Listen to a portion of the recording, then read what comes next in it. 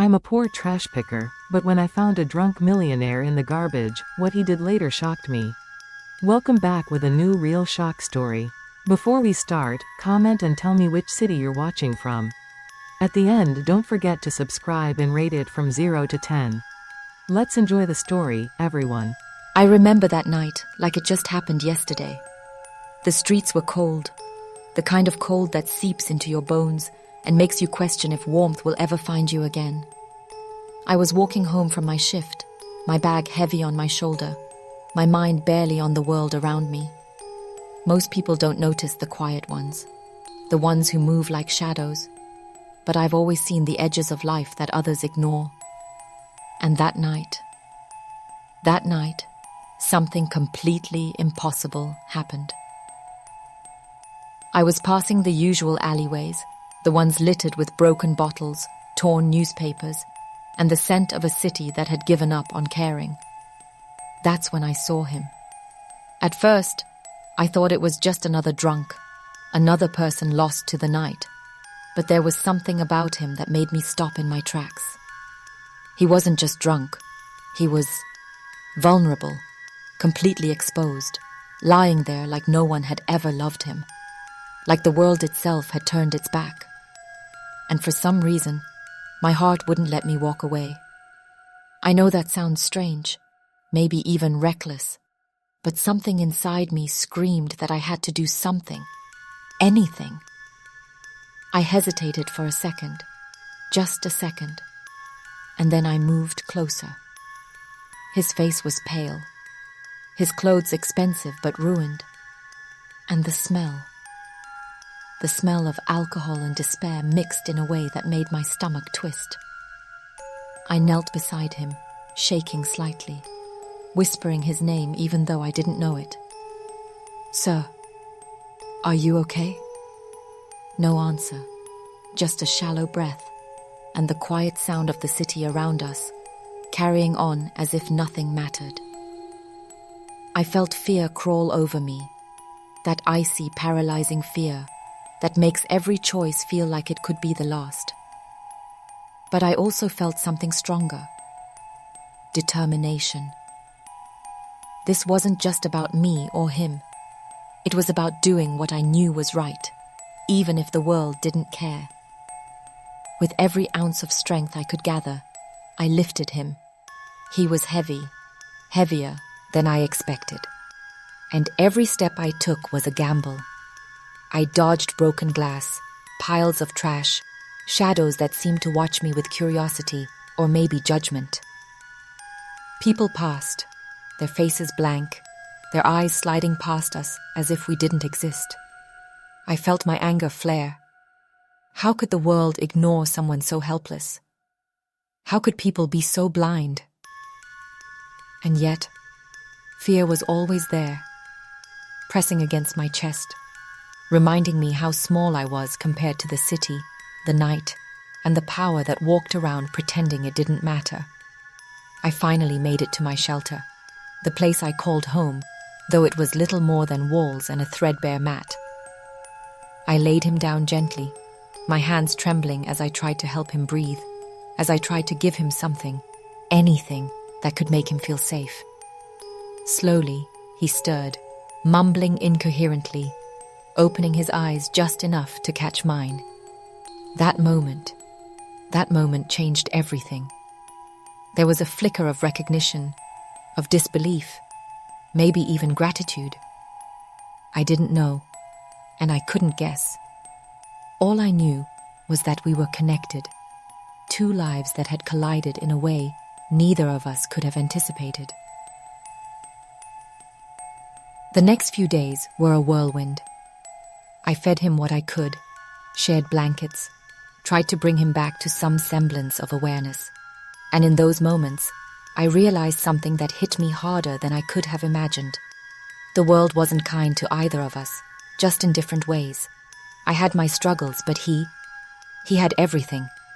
Or at least he had before life decided to throw him into the trash, literally and metaphorically. And yet, he was fragile, frightened, completely unprepared for the human reality that he had ignored all his life. It was a strange kind of injustice, one that I felt with every fiber of my being. I won't lie. There were moments I wanted to give up. I wanted to put him back on the streets, let the world decide his fate. But I couldn't. Something inside me refused. The idea that someone could just be discarded, ignored, treated like nothing, broke me in a way I hadn't expected. And then came the night that I knew nothing would ever be the same. He looked at me, really looked, and I saw a flash of panic, a flash of fear, and finally, a flash of understanding. He realized, maybe for the first time in his life, what it felt like to be unseen, to be powerless, to be judged not for who he was, but for how the world had left him. And I realized something about myself too. I wasn't just helping him. I was standing up to every injustice, every cruel judgment. Every time the world had told me that my life was worth less because I was small, because I was ignored, because I dared to care. That night, in the dim light of my shelter, I felt something shift.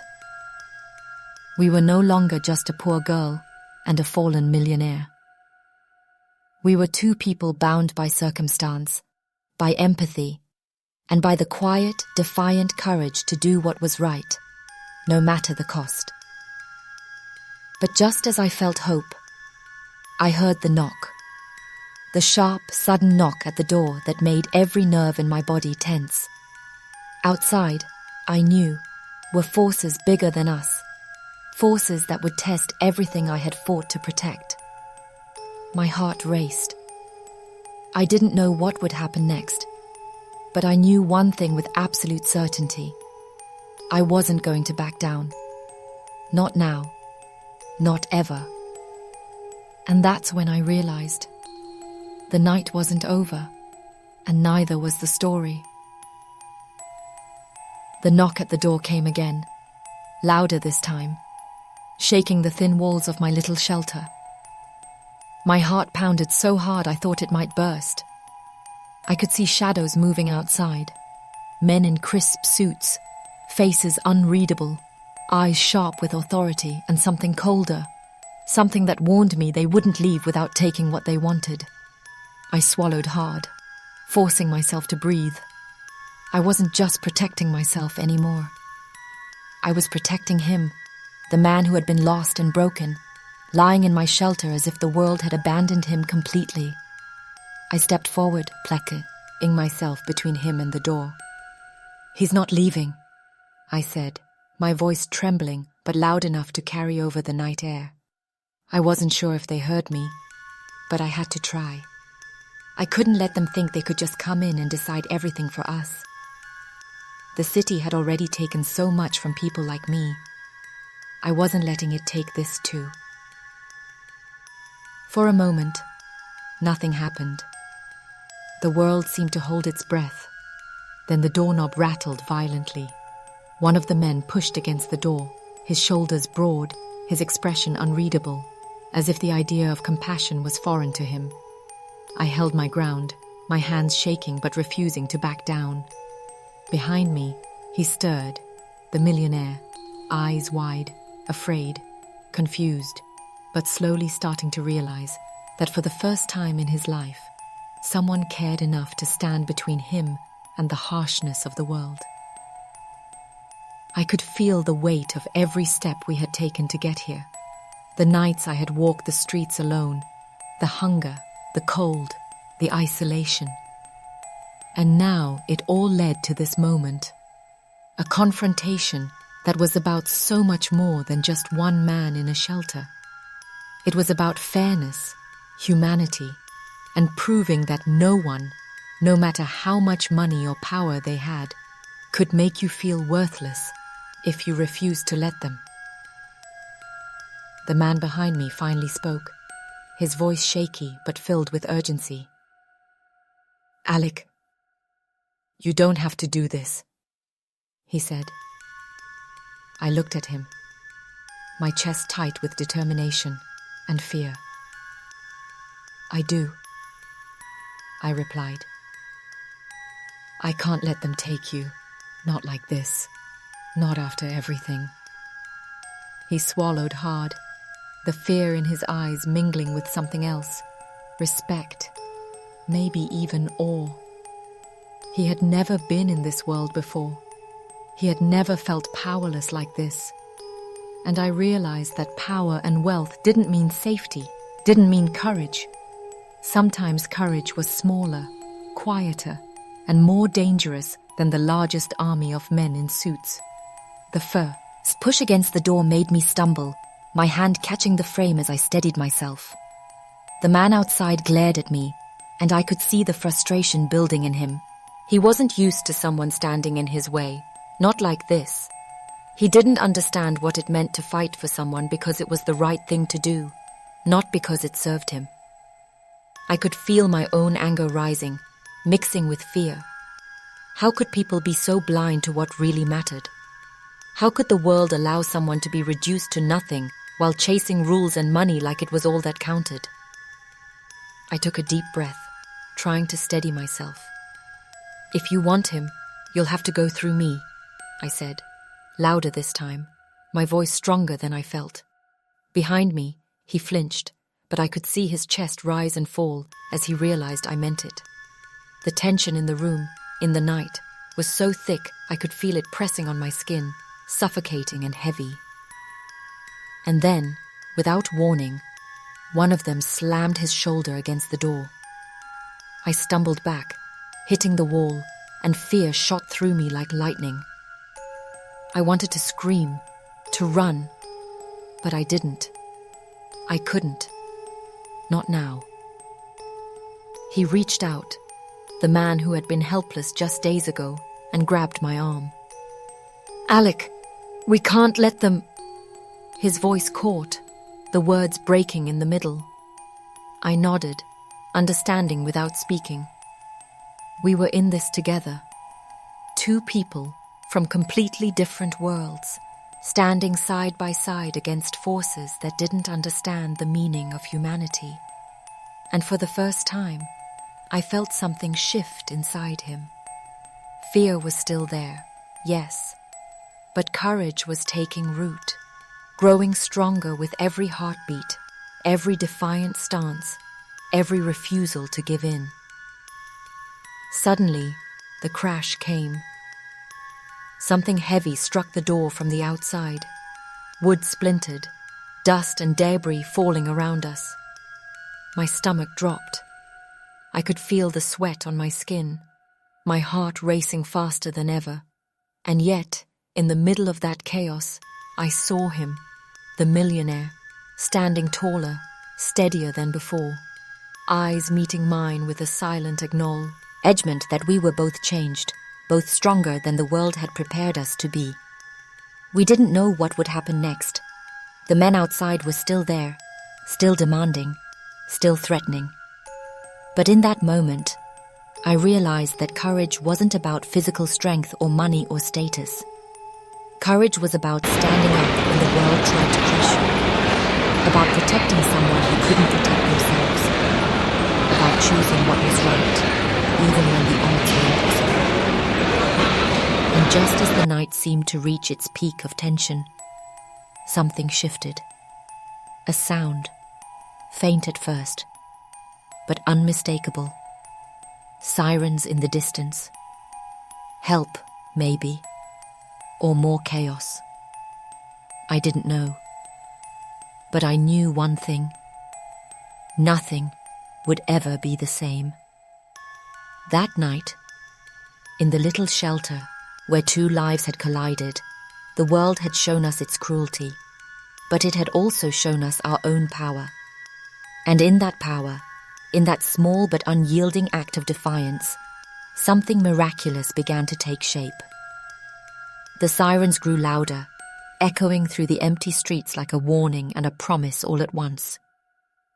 I pressed myself against the wall, my heart hammering in my chest, trying to steady the trembling in my hands. Behind me, he, the man who had once been lost and helpless, was staring at me, wide-eyed, as if finally realizing just how fragile everything could be. I could feel his fear, but also something else, a spark of something he hadn't experienced before, hope. And in that spark, I found my own courage. The men outside were relentless, pounding, shouting, demanding that we open the door. Every second felt like hours. I could hear the faint scrape of shoes against the concrete, the metallic jingle of keys or weapons, or maybe just the sound of authority trying to bend the world to its will. I clenched my jaw, refusing to back down. This was no longer just about protecting him. This was about standing up to a world that had tried to tell me, and people like me, that we were nothing. I grabbed his hand, holding it tightly.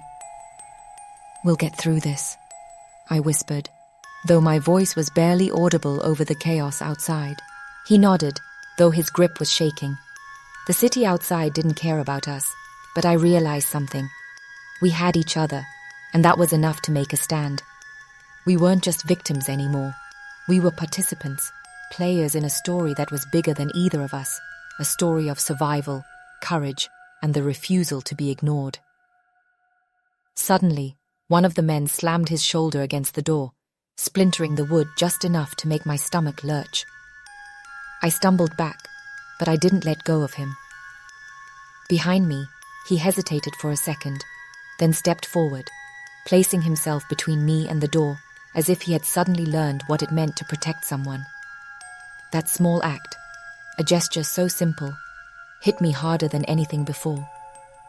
He was no longer helpless. He was choosing to stand, to face the consequences of being human in a world that often demands we turn our eyes away. The shouting outside grew louder, the urgency increasing with every second. And then, as if the world itself was holding its breath, one of them shouted something that froze me in place. "Step aside, or we'll break it down." My heart raced, and I could see the panic in his eyes. But something had changed. He was no longer just a man in a suit. He was someone who had seen his own vulnerability and was learning what it meant to take responsibility for life beyond wealth and status. I realized, in that moment, that courage wasn't something you were born with. It was something you discovered when everything you thought you knew about the world came crashing down. And right now, it was being forged in the fires of fear, desperation, and the choice to act anyway. I stood taller, my voice shaking but firm. "We're not stepping aside," I said. "Not now. Not ever." Behind me, he nodded, and in that nod, I saw a recognition of truth, a silent promise that we were facing this together, no matter what came next. Then came the sound that made my blood run cold. A sudden, sharp crash as one of the men outside kicked through the weaker part of the door. Splinters flew, dust filled the air, and for a split second, the world seemed to tilt. I caught a glimpse of their faces, anger, disbelief, authority challenged, and I felt a strange mixture of fear and exhilaration. We were small, two people in a fragile shelter, facing forces that could crush us in seconds. And yet, we were unbroken. The man behind me finally spoke, his voice stronger than I expected. "Alec, what do we do?" His eyes searched mine, looking for guidance, for a plan, for something beyond the chaos. I took a deep breath, feeling the pounding of my own heart, and said, "We stand. We survive. We don't let them take us." He swallowed hard and nodded again. The shift had happened. The helpless, confused millionaire had transformed into someone willing to fight, even in a world he had never understood. Every second stretched, thick with tension. I could hear footsteps moving closer, the scrape of shoes on concrete, and the cold wind that carried the city's indifference into our tiny shelter. And then, silence. A pause so complete it was almost unbearable. I didn't know if it was before a storm or the calm after one, but I felt a strange clarity. This was the turning point. Everything we had done, every small act of bravery, every choice to care when the world had turned its back, had led to this moment. And then, as I prepared myself for whatever would come next, he reached out, gently touching my shoulder. His eyes met mine, and in that gaze, I saw gratitude, fear, and something stronger, trust. He trusted me to protect him, and I trusted him to face what was coming. And in that moment, I realized something profound. Courage doesn't always roar. Sometimes it whispers, quietly, in the moments when you choose to stand for what is right, even when the odds are impossible. Just as I felt that shift, a loud crash sounded from outside, a final, violent push against the door. Dust and splinters filled the air, and I held my breath, unsure if the door would give way, unsure if the night would swallow us whole. But then, something unexpected happened. The men outside paused, their shouts faltering, their confidence shaken. Maybe it was the fire in our eyes. Maybe it was the refusal to submit. Or maybe the universe decided to tilt in our favor for once. Whatever it was, the immediate danger didn't vanish, but the balance had shifted. In the quiet that followed, I realized that nothing would ever be the same again. The world outside had shown its cruelty, but we had shown our humanity, our courage, and our refusal to be silenced. And in that fragile, terrifying moment, I understood something I had always known deep down, that every act of kindness, every stand against injustice, every moment of courage, ripples far beyond what we can see. And no matter how small we feel, we can change the course of someone's life, or even our own, in ways we never imagined. The chaos outside didn't stop. The men's shouts, the pounding against the fragile walls, and the metallic scrape of what I feared might be weapons made my heart race like never before. I could feel every beat echoing through my chest as I pressed myself against him, shielding him as best as I could. His wide eyes, once confused and frightened, now held something different: determination. He was beginning to understand the gravity of what we were facing, and somehow, that made me feel stronger too. Together, we weren't just fighting for survival. We were fighting for dignity, for humanity itself. The door groaned under another violent push, splintering more wood with every impact.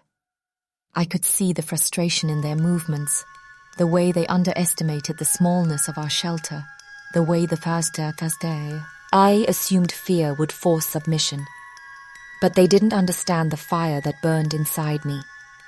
I had survived nights like this before, nights when the world seemed determined to crush me, and I had refused to break. And tonight, I refused even more fiercely. He tried to stand, and I grabbed his arm. "Stay behind me," I whispered, though my own voice shook. He hesitated, glancing at the door, and for a moment I thought he might back down. But then he straightened his shoulders, looking at me with a courage that surprised us both. "I'm ready," he said. It was such a small phrase, but it carried the weight of 1,000 lessons. Fear had taught him to hide, but now he had chosen to act. And I realized in that instant that bravery wasn't about absence of fear. It was about choosing to move forward despite it. The men outside finally made their next move. One slammed the door with such force that splinters shot across the floor, narrowly missing our feet. I stumbled back, gripping the edge of the wall, feeling the air leave my lungs in a rush of panic and adrenaline. But I didn't scream. I couldn't. I had to stay steady, for him, for myself, for the fragile hope we were clutching onto. He crouched beside me, gripping my hand tightly, and I felt that connection, the shared heartbeat of two people standing against a force that could easily destroy us. Then, something inside me snapped. I realized that if we gave in, if we let fear decide, we would lose everything, not just tonight, but every bit of humanity we had clung to in this harsh world. I straightened, my voice rising over the noise. "We're not afraid of you," I shouted. "We're not giving up." I don't know if they heard me over the pounding and the shouting, but I felt it echo in the room, in my bones, in the way my heart began to steady despite the chaos. And when I turned to see him, he mirrored me, standing taller than he had when I first found him in that alley. The air grew tense, electric, like the calm before a storm strikes. The men exchanged glances, realizing perhaps that intimidation alone wouldn't work on us. Rage and disbelief flashed in their eyes, but we didn't flinch. And then, the unthinkable happened. One of them kicked the door, and for a moment, I thought it would collapse completely. Dust filled the room, making it hard to breathe, but I lunged forward instinctively, pulling him back to safety. We were small, fragile against their force, but we weren't giving in. I could hear my own heartbeat pounding in my ears. My palms were slick with sweat, my body trembling, but my mind was razor sharp. Every sense was heightened, every emotion amplified. I could feel the fear, the adrenaline, the raw urgency of life threatening to be stripped away in an instant. And yet, through it all, a strange clarity emerged. This wasn't just about surviving the night. This was about standing up, about proving that even the smallest acts of defiance against cruelty mattered. He spoke then, his voice trembling but firm. "Alec, whatever happens, we have to remember this. We can't let them take everything." His words, though whispered, carried a weight that grounded me. He had learned something in these terrifying hours that money and status had never taught him. Vulnerability can be shared. Courage can be found in the darkest moments. And kindness, no matter how small, can ignite a force stronger than fear. The men outside pressed harder, and my chest tightened with panic. Every second stretched painfully. Every breath became a battle against despair.